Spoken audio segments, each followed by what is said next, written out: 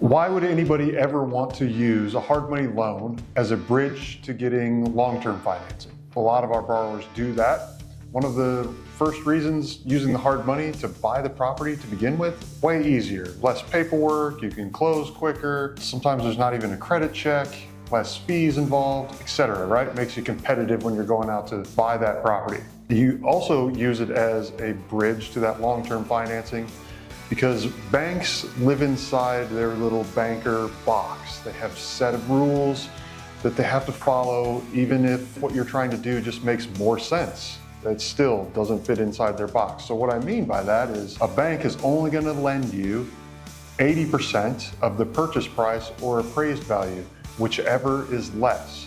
So let's say, for example, you take a $100,000 property and you're able to buy it for 50 grand. If you go straight to the bank, they're going to say, well, your purchase price is 50 grand, so we're going to lend you 80% of that. Well, that's what, $40,000 or whatever that is? Whereas if you go to a hard money lender, they're going to give you the full 50 grand. And what you then do is then go to the bank after you've used the hard money to buy the property. You go to the bank and you say, I want to put this into long-term financing.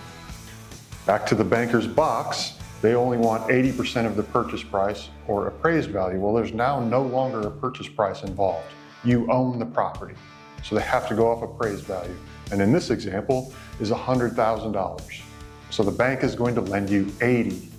You then pay back your hard money lender the 50 grand plus the little bit of interest. You now own a rental property with none of your own money into it. And in this scenario, you've even taken some money out and you have extra to go buy the next place with. So a couple reasons why, but that's probably the biggest one.